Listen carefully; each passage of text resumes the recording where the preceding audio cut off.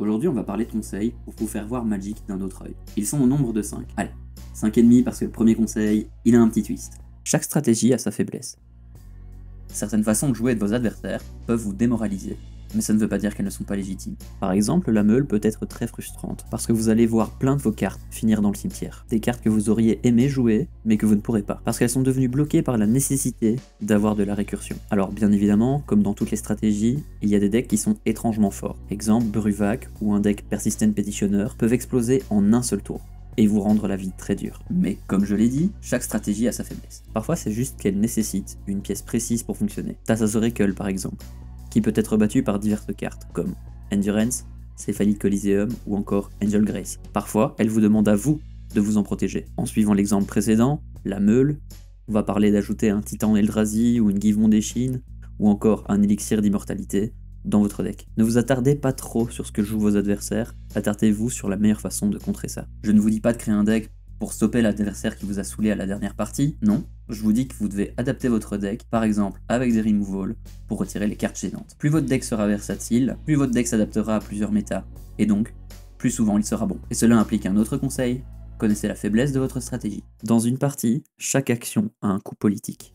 Et de grands pouvoirs impliquent une grande responsabilité. Pourquoi je dis ça? Parce qu'il se peut que d'une manière ou d'une autre, vous pouvez vous retrouver dans une situation. Pendant toute une partie, vous avez joué agressivement envers un joueur. Il est très plausible que ce joueur ne soit pas enclin à accepter de vous aider dans votre chemin vers la victoire. Je prends un exemple rencontré sur Reddit. L'extrait parlait d'une partie dans laquelle se trouvait un deck Atraxa Infection. Il se trouve que rapidement, pendant la partie, le deck avait pu mettre 6 counters poison à un de ses adversaires. Ce dernier a réussi à stabiliser son board grâce à Timine, empêchant donc Atraxa et ses créatures de l'attaquer. Sauf qu'à un moment, Atraxa obtient Corrupted Conscience. Et vous vous doutez bien de la suite, elle cible Timine. Dans ces conditions, le joueur à qui appartient Timine compte les points de dégâts sur le board, et se dit, le joueur numéro 3 et moi-même, on est mort à ce tour-ci. Mais pour vaincre le joueur numéro 4, Atraxa a absolument besoin des dégâts de Timine. Sinon, il mourra au prochain tour du joueur numéro 4. Le joueur a engagé son Timine avec un sort pour empêcher Atraxa de gagner. Le coup ici c'était ma partie est finie, ta partie est finie.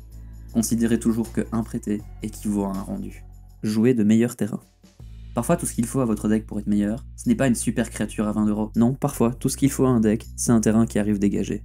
Et par là j'entends n'importe quel terrain qui arrive dégagé. Parfois une île peut être meilleure qu'un Triome de Green, juste parce qu'elle arrive dégagée, et vous offre la possibilité de faire quelque chose de plus à votre tour. Mais c'est rare d'avoir envie de dépenser 10 € dans un terrain, parce que c'est pas réjouissant de jouer un terrain. Y a rien là-dedans qui apporte une quelconque once de joie. Parce que c'est normal de jouer des terrains. Mais alors pourquoi? Parce que des cartes comme les Shocklands sont si fortes, parce qu'ils vous donnent le choix d'arriver engagé si vous n'avez rien à en faire, ou de payer 2 points de vie, pour les faire arriver dégagés si jamais vous devez faire quelque chose. Parce qu'un terrain qui arrive engagé, ça vous ralentit. Sur papier, si au tour 2 vous jouez votre deuxième terrain qui arrive engagé, vous êtes effectivement au tour 1. Par contre vos adversaires, s'ils entament leur troisième tour, à ce moment-là ils seront à 3 terrains, voire plus s'ils ont rampe. Ce qui veut dire que, en fait ils ont un Sol Ring d'avance sur vous. Les points de vie sont une ressource. C'est une façon de voir le jeu qui est compliquée, d'autant plus compliquée lorsqu'on est débutant. On ne comprend pas trop la force qu'ont certaines cartes. Je vais paraphraser un grand homme, mais gagner d'un centimètre ou d'un kilomètre, c'est pareil. Si vous pouvez faire plus de choses pendant votre tour, parce que vous utilisez vos points de vie comme ressource, vous prenez de l'avance. Ça ne se reflète pas, puisque vos points de vie sont plus bas.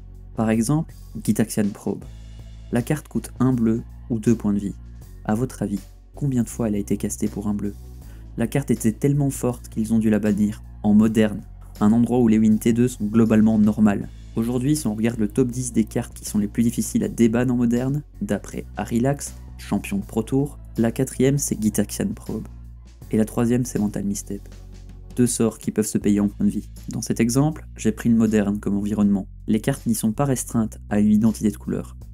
Et donc, elles sont bannies pour d'autres raisons supplémentaires, comme le fait qu'elles étaient simplement jouées dans tous les decks. Au-dessus de ces 2 cartes dans la liste, il y a Treasure Cruise, parce que draw 3 pour un mana, c'est fort, et la toupie. Pour les exactes mêmes raisons que Mental Misstep et Gitaxian Probe ont été bannies. Elle est jouable dans tous les decks, mais elle ralentit le jeu. Tant que vous avez des points de vie, aussi faibles soient-ils, vous êtes dans la partie. Et en Commander, vos points de vie sont encore moins un problème, puisque vous en avez le double que dans tous les autres formats. Retenez qu'il n'y a que le dernier point de vie qui est important.